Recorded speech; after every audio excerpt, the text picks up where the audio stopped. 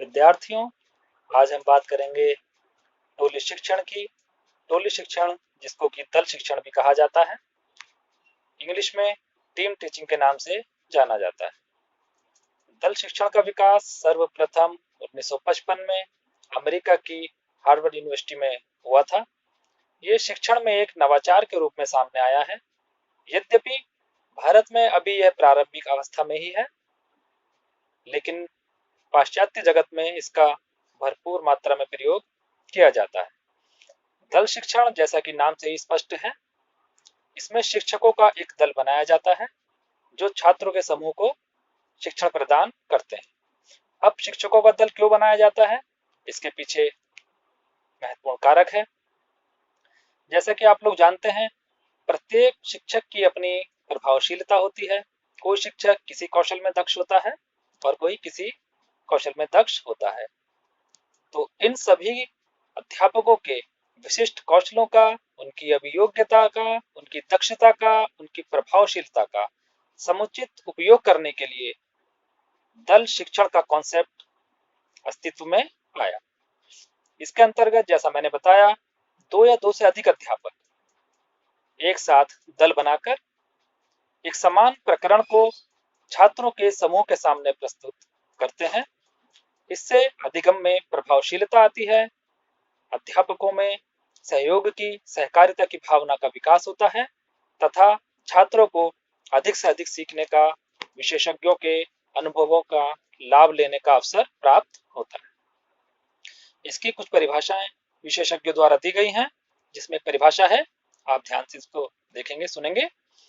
David Warwick के अनुसार टोली शिक्षण संगठन का वह स्वरूप है जिसमें कई शिक्षक अपने साधनों, रुचियों तथा दक्षताओं को इकट्ठा करते हैं तथा विद्यार्थियों की आवश्यकताओं के अनुसार शिक्षकों की टोली द्वारा उन्हें प्रस्तुत किया जाता है तथा स्कूल की सुविधाओं के अनुसार उसका उपयोग किया जाता है।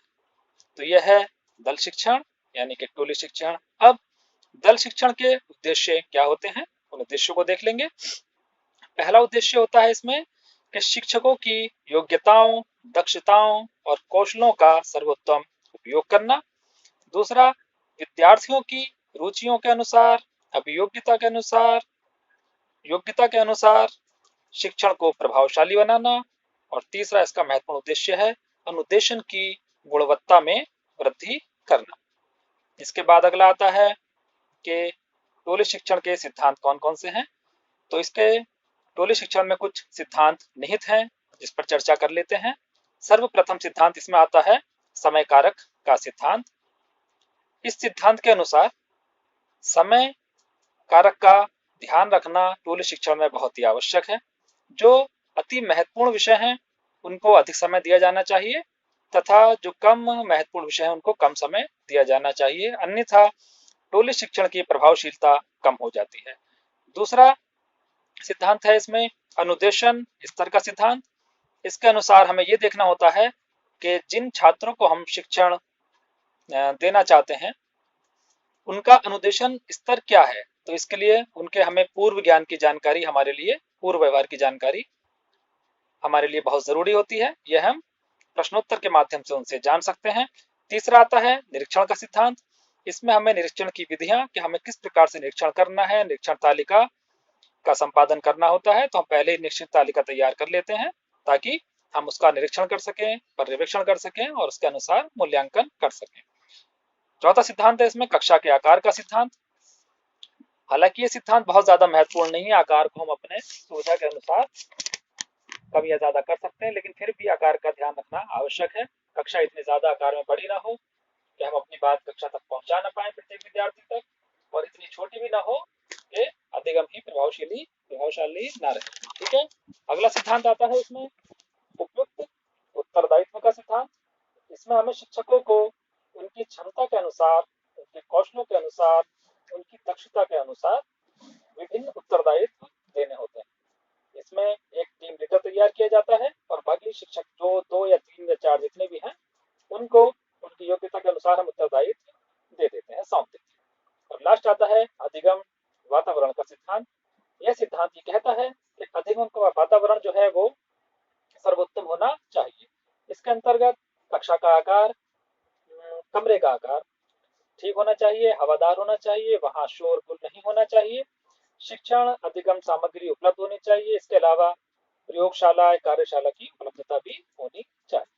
तो ये कुछ सिद्धांत निहित हैं दल शिक्षण में। इसके बाद अगला आता है दल शिक्षण या टोली शिक्षण के कौन कौन से चरण होते हैं इसकी प्रक्रिया में। तो सर्वप्रथम इसकी प्रक्रिया में जो चरण होता है, पहला होता है योजना बनाना।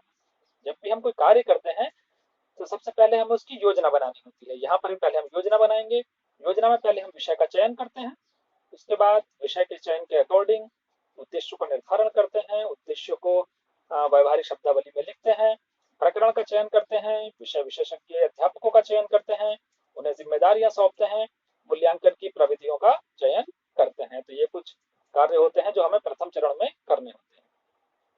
अब आता है दूसरा चरण। दूसरा चरण होता है इसका व्यवस्थापन या जिसे हम क्रियान्वयन भी कहते हैं। इसके अंतर्गत सबसे पहले हम छात्रों के पूर्व ज्ञान के अनुसार शिक्षण विधियों का चयन करते हैं, उनके अनुदेशन के स्तर के अनुसार शिक्षण विधियों का चयन करते हैं और शिक्षण विधियों के अनुसार उनको पढ़ाना प्रारंभ करते हैं। यहाँ पर जो टीम लीडर होता है वो सबसे पहले व्याख्यान देता है, अन्य अध्यापक और छात्रों का समूह उस व्याख्यान को सुनता है। अन्य अध्यापक जो महत्वपूर्ण पॉइंट है उनको अपनी डायरी में नोट करते जाते हैं और जब उनका क्रम आता है पढ़ाने का, समझाने का या शिक्षण का, तो अपने क्रम पर आकर वो शिक्षण कार्य करते हैं। तो ये सारे कार्य क्रियान्वयन में होते हैं। लेकिन क्रियान्वयन में एक बहुत महत्वपूर्ण कार्य ये भी है कि व्याख्यान के उपरांत हमें कक्षा में ही छात्रों को कोई ना कोई कार्य करने के लिए दिया जाना चाहिए। इससे क्या होता है कि छात्र को पुनर्बलन या पृष्ठ पोषण मिलता है। ठीक है, तो इस चरण में हमें इतने कार्य करने होते हैं। और अंतिम चरण आता है इसका मूल्यांकन चरण।